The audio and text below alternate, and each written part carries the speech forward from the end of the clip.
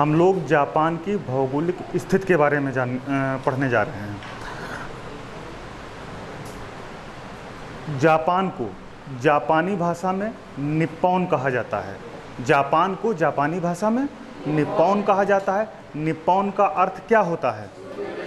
सूर्योदय का देश। अगर आपसे सवाल पूछा जाए विश्व में सूर्योदय का देश किसे कहा जाता है, तो किसे कहा जाता है?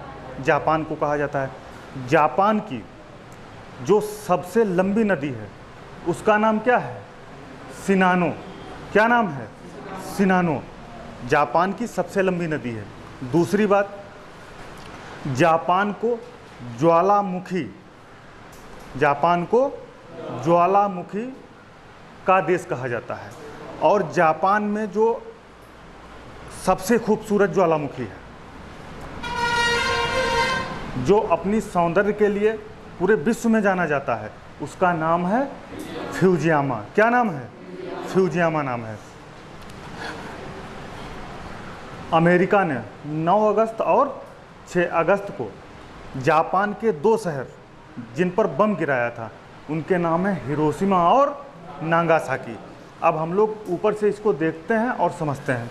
देखो, जापान के उत्तर में कौन सा सागर है? ओखोटस्क सागर। कौन सा सागर है? ये जापान का एक द्वीप है, इसका नाम बेटा है होक्काइडो। उसके बाद हम देखते हैं जापान का जो दूसरा द्वीप है इसका क्या नाम है? होन्शु। जापान का जो तीसरा द्वीप है उसका क्या नाम है? चौथा द्वीप है उसका क्या नाम है? क्यूशू नाम है। क्या नाम है? तो आप एक तरफ से हमें बताएं, 1 नंबर पे क्या था? हो। दूसरे नंबर पे होन्शु। तीसरे नंबर पे शिकोकू।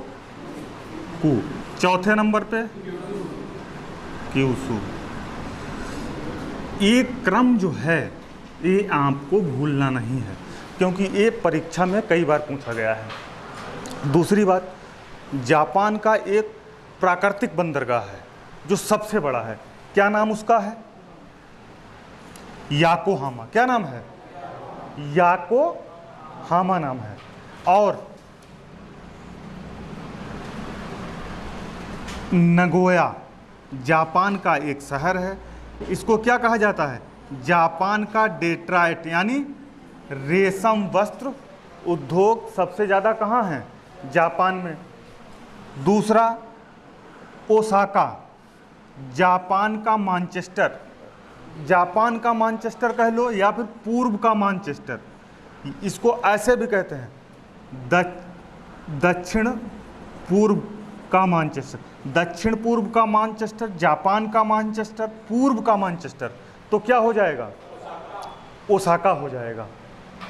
उसके बाद ये जो याकोहामा है, यहाँ पर 1872 में पहला रेल मार्ग बनाया गया था। अगर पूछा जाए जापान में पहला रेल मार्ग कहाँ और कब बनाया गया, तो कहाँ बनाया गया? कब बनाया गया? Very good. दूसरा देखो जरा, जापान की झील का क्या नाम है? बीवा। यह जापान की एकमात्र कैसी झील है? मीठे पानी की सबसे बड़ी झील है। याद रहेगा, क्या नाम है? बीवा झील। फिर सबसे खूबसूरत शहर क्योटो। जापान का सबसे खूबसूरत शहर क्योटो। नगोया को क्या कहा जाता है? जापान का डेट्रॉइट। ओसाका को क्या कहा जाता है? मैनचेस्टर कहा जाता है। इधर देखो, हिरोशिमा और नागासाकी। हिरोशिमा पर अमेरिका ने कब बम गिराए थे? 6 अगस्त 19। अच्छा, किस बम का प्रयोग किया गया था? ये सवाल कई बार परीक्षा में पूछा गया है। जो हिरोशिमा पर बम गिराया गया था वो कैसा बम था? इसको किस नाम से जाना जाता है? लिटिल बॉय के नाम से जाना जाता है। और जो नागासाकी पर गिराया गया था उसका क्या नाम है? ये नागासाकी है। Hiroshima, Nagasaki. 9 अगस्त 1945 को इसको किस नाम से जाना जाता है? ये कैसा बम था? प्लूटोनियम बम। नाम क्या इसका है? फैट मैन के नाम से जाना जाता है। इतना समझ में आया आपके? आया नहीं आया बताओ? और एक चीज समझ लो,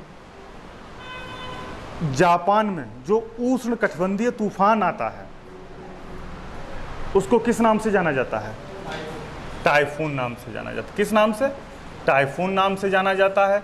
दूसरा, एक क्यूसू द्वीप का जो ये तट है, ये यहाँ पे, इसको कहते हैं क्वांटो। यहाँ पे काफ़ी मात्रा में किसकी खेती होती है? कॉफ़ी की खेती होती है। किसकी खेती होती है? कॉफ़ी की खेती होती है। अच्छा, निप्पॉन किसका नाम है? जापान का जापानी नाम है, मतलब सूर्योदय का देश। ठीक है, इतना समझ में आपके आया? जापान के बारे में मैंने आपको जो बिंदु लिखा दिए हैं आप उनको अच्छे से पढ़ लीजिए, जो नोट्स में मैंने लिखवाया है, और इसको आप बना लीजिए, क्योंकि भगवान ने चाहा कोई भी सवाल पूछा जाएगा इसी में से आपको मिल जाएगा। ये सवाल अगर मेरी बात करो तो मैं इस सवाल को 2 बार परीक्षा में हल कर चुका हूँ। ठीक है, ये हमने इसीलिए बनवाया है। मालूम क्या होता है, इसका जो क्रम है, अगर आपने किताब में मैंने बोला है, आपने नोट्स में लिख लिया है, तो आपके भूलने के चांस अधिक हैं।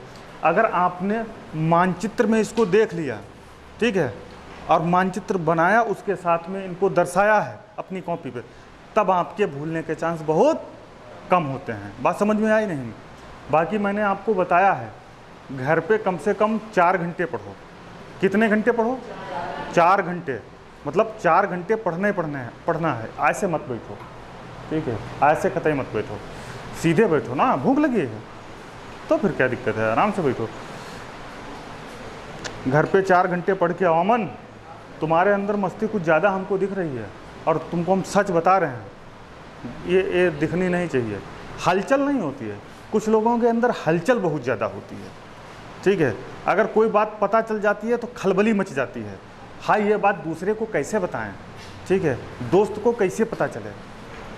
ठीक है, कोई बात पता चली तुरंत नंबर डाल के, हाँ पंकज ऐसी ऐसी बात है, अच्छा, फिर नंबर काटा।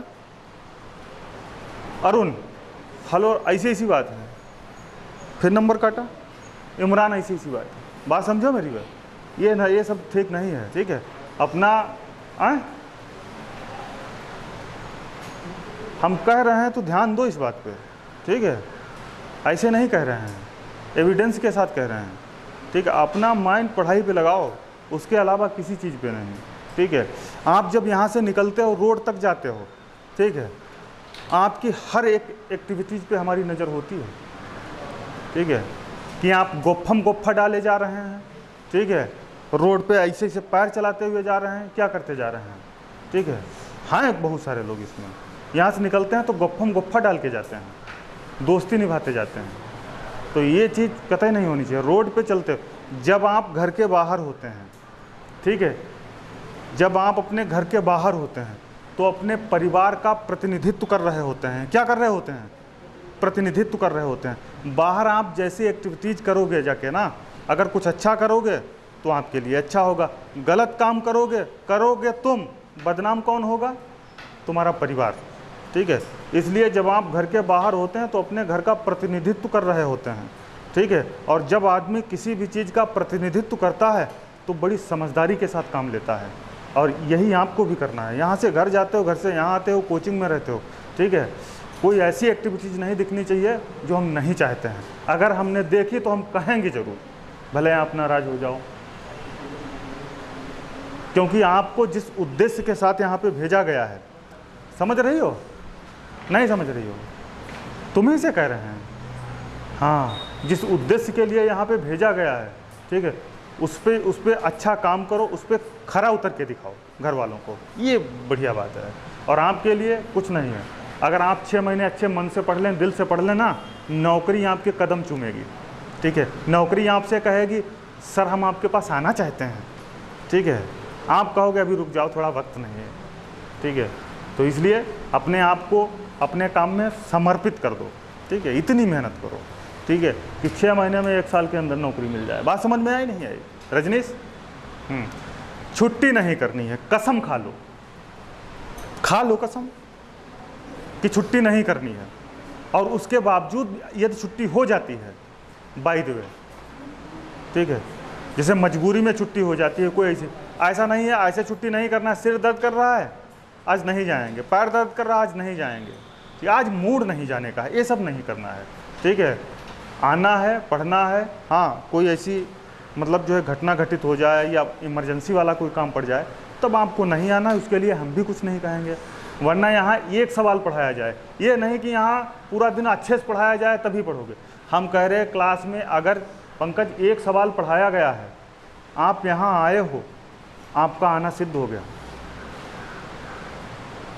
क्योंकि हम लोग छोटे होते थे, जब छोटे थे हम लोग तो स्कूल में भले 1 घंटे पढ़ाई हो, लेकिन हमारे पापा मम्मी कहते थे नहीं स्कूल जाओगे। स्कूल जाने का मतलब क्या होता है पता है? अगर आप छुट्टी करोगे तो स्कूल की तरफ से, पढ़ाई की तरफ से आपका माइंड डाइवर्ट हो जाएगा। अगर आप स्कूल जाओगे तो आपका माइंड केंद्रित रहेगा, पढ़ाई पे लगेगा, ठीक है। जैसे आपने देखा होगा, अगर आप शुक्रवार को पढ़ने ना जाएं, शनिवार आ जाता है, शनिवार के बाद शुक्रवार को यदि नहीं जाते हैं तो फिर शनिवार को आपकी इच्छा नहीं होती है जाने की। अरे चलो बीच में तो शनिवार है, अब क्या करेंगे जाके, परसों तो संडे है ही, एक दिन की छुट्टी कर लेते हैं। अगर आप एक गलती करोगे तो एक गलती दूसरी गलती को जन्म देती है, इसीलिए आपको गलती नहीं करना है। भले 1 घंटा पढ़ाई हो, भले यहाँ आपको केवल खाली बैठना हो, लेकिन आपको आना है। बात समझ में आई? छुट्टी नहीं करना है। जब तक आपका जो फॉर्म आपने डाला है, जिसकी आप तैयारी कर रहे हैं, बड़ी ईमानदारी के साथ तैयारी करो, छुट्टी उट्टी नहीं करनी है। बात समझ में आ रही है बेटा? ठीक, थैंक यू।